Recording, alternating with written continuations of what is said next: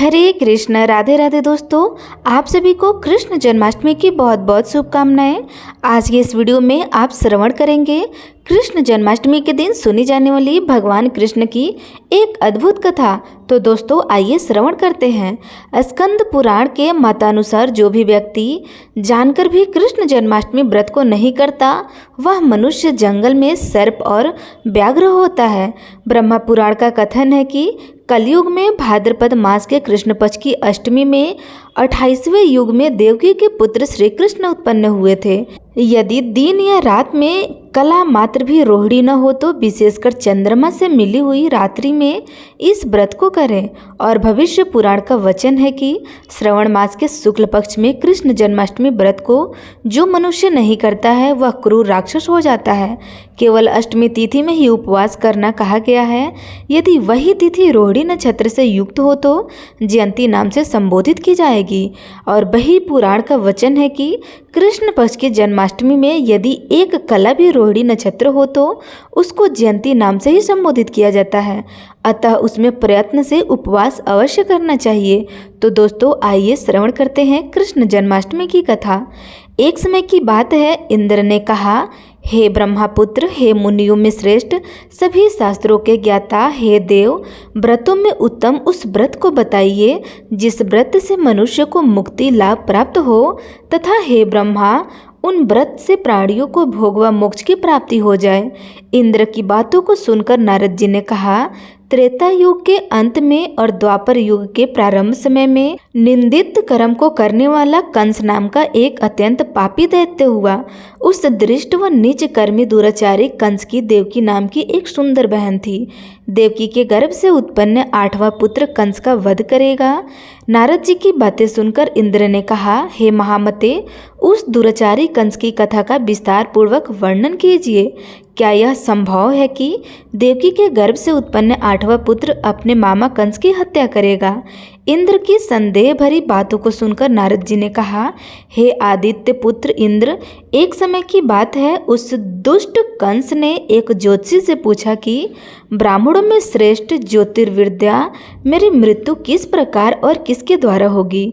ज्योतिषी बोले, हे दानवों में श्रेष्ठ कंस, वासुदेव की धर्मपत्नी देवकी जो वाक्पटु है और आपकी बहन भी है, उसी के गर्भ से उत्पन्न उसका 8वां पुत्र जो कि शत्रुओं को भी पराजित कर इस संसार में कृष्ण के नाम से विख्यात होगा, वही एक समय सूर्योदय काल में आपका वध करेगा।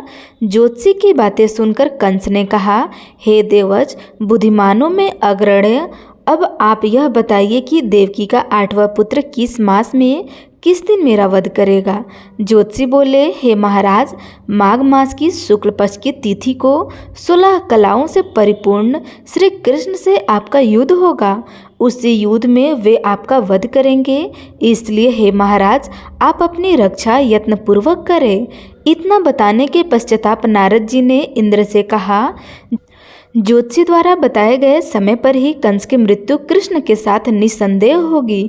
तब इंद्र ने कहा, हे मुनि, उस दुराचारी कंस की कथा का वर्णन कीजिए और बताइए कि कृष्ण का जन्म कैसे होगा तथा कंस की मृत्यु कृष्ण द्वार किस प्रकार होगी। इंद्र की बातों को सुनकर नारद जी ने पुनः कहना प्रारंभ कर दिया। उस दुराचारी कंस ने अपने एक द्वारपाल से कहा, मेरी इस प्राणों से प्रिय बहन की पुण्य सुरक्षा करना। द्वारपाल ने कहा, ऐसा ही होगा। कंस के जाने के पश्चाताप उसकी छोटी बहन दुखित होते हुए जल लेने के बहाने घड़ा लेकर तालाब पर गई। उस तालाब के किनारे एक घनघोर वृक्ष के नीचे बैठकर देवकी रोने लगी। उसी समय एक सुंदर स्त्री जिनका नाम यशोदा था, उसने आकर देवकी से प्रिय बाड़ी में कहा, हे कांते, इस प्रकार तुम क्यों विलाप कर रही हो? अपने रोने का कारण मुझसे बताओ। तब दुखित होकर देवकी ने यशोदा से कहा, हे बहन, नीच कर्मों में आसक्त दुराचारी मेरा ज्येष्ठ भ्राता कंस है। उस दुष्ट भ्राता ने मेरे कई पुत्रों का वध कर दिया है। इस समय मेरे गर्भ में 8वां पुत्र है, वह इसका भी वध कर डालेगा। इस बात में किसी प्रकार का संशय या संदेह कोई नहीं है, क्योंकि मेरे ज्येष्ठ भ्राता को यह भय है कि मेरे अष्टम पुत्र से उसकी मृत्यु अवश्य होगी। देवकी की बात सुनकर यशोदा ने कहा, हे बहन, विलाप मत करो, मैं भी गर्भवती हूँ। यदि मुझे कन्या हुई तो तुम अपने पुत्र के बदले उस कन्या को ले लेना। इस प्रकार तुम्हारा पुत्र कंस के हाथों मारा नहीं जाएगा। तदंतर कंस ने अपने द्वारपाल से पूछा, देवकी कहाँ है? इस समय वह दिखाई नहीं दे रही है। तब द्वारपाल ने कंस से नम्रवाणी से कहा, हे महाराज, आपकी बहन जल लेने तालाब पर गई हुई है। यह सुनते ही कंस क्रोधित हो उठा और उसने द्वारपाल को उसी स्थान पर जाने को कहा जहां वह गई हुई थी। द्वारपाल की दृष्टि तालाब के पास देवकी पर पड़ी। तब उसने कहा कि आप किस कारण से यहाँ आई हैं? उसकी बातें सुनकर देवकी ने कहा कि मेरे गृह में जल नहीं था, जिसे लेने मैं जलाशय पर आई हूँ। इसके पश्चाताप देवकी अपने गृह की ओर चल पड़ी। कंस ने पुनः द्वारपाल से कहा कि इस गृह में मेरी बहन की तुम पुण्यतः रक्षा करो। अब कंस को इतना भय लगने लगा था कि गृह के भीतर दरवाजे में विशाल ताले बंद करवा दिए और दरवाजे के बाहर दैत्यों और राक्षसों को पहरेदारी के लिए नियुक्त कर दिया। कंस हर प्रकार से अपने प्राणों को बचाने के प्रयास कर रहा था। एक समय सिंह राशि के सूर्य में आकाश मंडल में जलाधारी मेघों ने अपना प्रभुत्व स्थापित किया। भादो मास की कृष्ण पक्ष की अष्टमी तिथि को घनघोर अर्धरात्रि थी। उस समय चंद्रमा भी वृष राशि में था।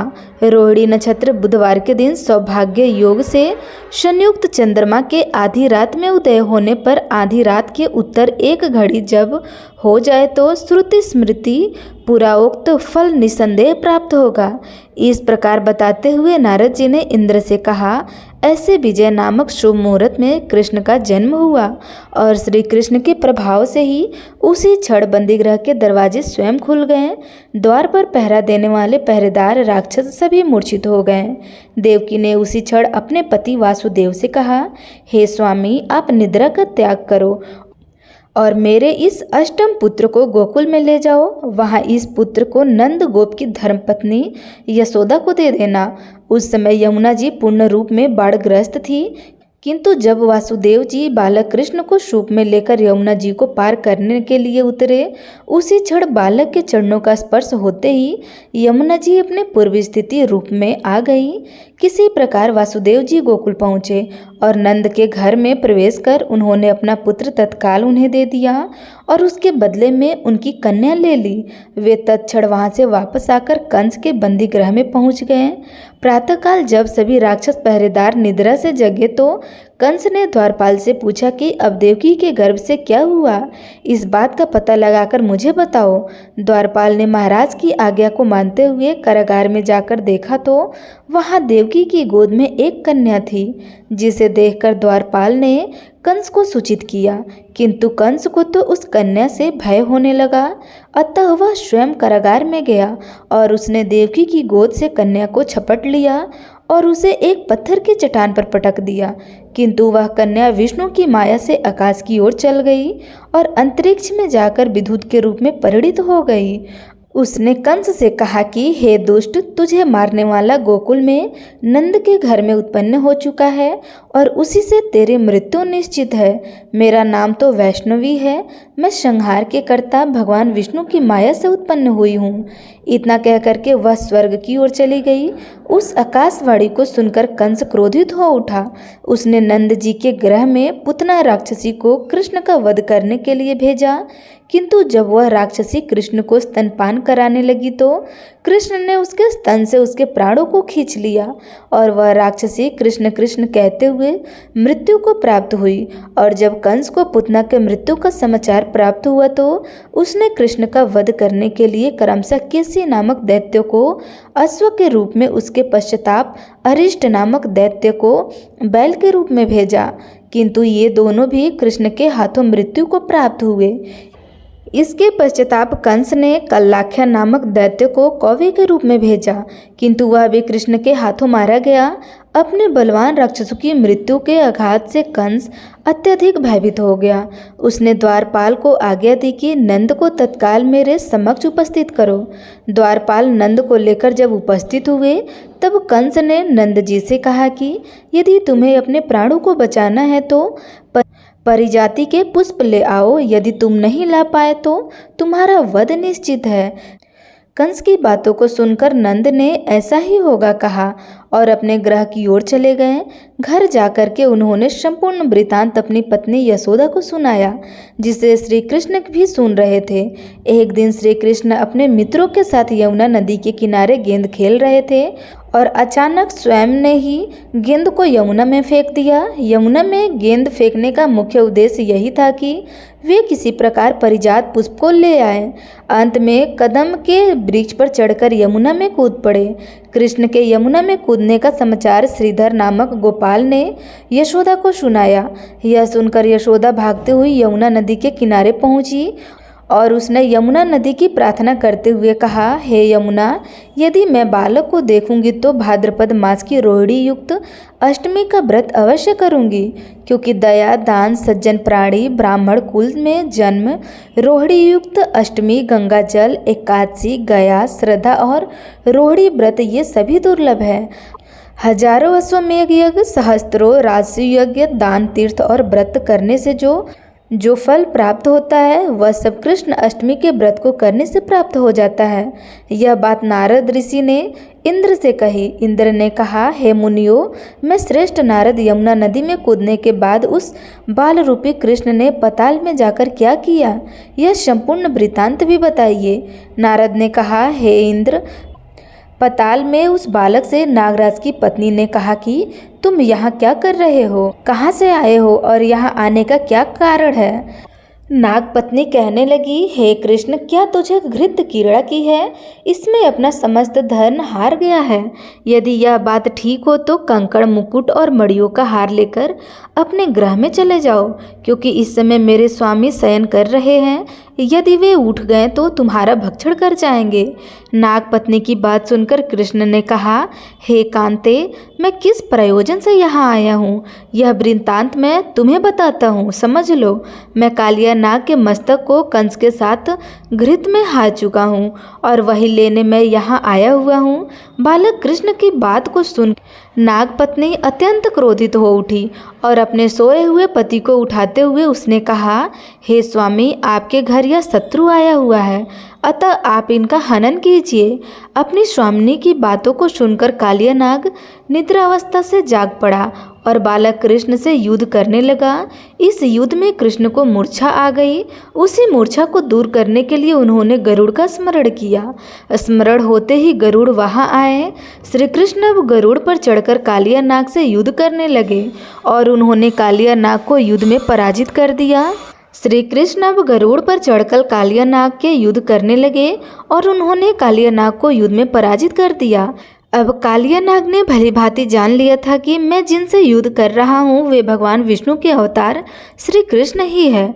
अतः उन्होंने कृष्ण के चरणों में साष्टांग प्रणाम किया और परिजात से उत्पन्न बहुत से पुष्पों को मुकुट में रखकर कृष्ण को भेंट किया। जब कृष्ण चलने को हुए तब कालिया नाग की पत्नी ने कहा, हे स्वामी, मैं कृष्ण को नहीं जान पाई। हे जनार्दन, मंत्र रहित, क्रिया रहित, भक्ति भाव रहित मेरी रक्षा कीजिए। हे प्रभु, मेरे स्वामी मुझे वापस दे दे। तब श्री कृष्ण ने कहा, हे शंपर्णी, दैत्यों में जो सबसे बलवान है उस कंस के सामने मैं तेरे पति को ले जाकर छोड़ दूंगा, अन्यथा तुम अपने ग्रह को चली जाओ। अब श्री कृष्ण कालिया नाग के फन पर नृत्य करते हुए यमुना के ऊपर आ गए। तदंतर कालिया की फुंकार से तीनों लोग कंपायन हो गया। अतः कृष्ण कंस की मथुरा नगरी को चल दिए। वहाँ कमल पुष्पों को देखकर यमुना के मध्य जलाशय में वह कालिया सर्प भी चला गया। इधर कंस भी विस्मित हो गया तथा कृष्ण प्रसन्नचित होकर गोकुल लौट आए। उनके गोकुल आने पर उनकी माता यशोदा ने विभिन्न प्रकार के उत्सव किए।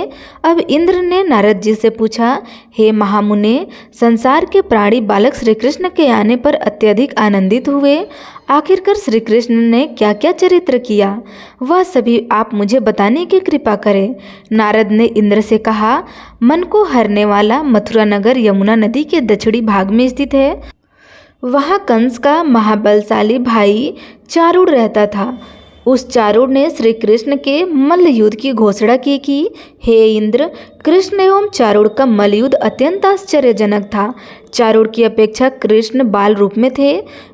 भेरी, शंख और मृदंग के शब्दों के साथ कंस और केसी इस युद्ध को मथुरा की जनसभा के मध्य में देख रहे थे। श्री कृष्ण ने अपने पैरों को चारूण के गले में फंसाकर उसका वध कर दिया। चारूण की मृत्यु के पश्चाताप उनका मल्लयुद्ध केसी के साथ हुआ। अंत में केसी भी युद्ध के कृष्ण के द्वारा मारा गया। केसी के मृत्यु उपरांत मल्ल युद्ध देख रहे सभी प्राणी श्री कृष्ण की जय जयकारा लगाने लगे।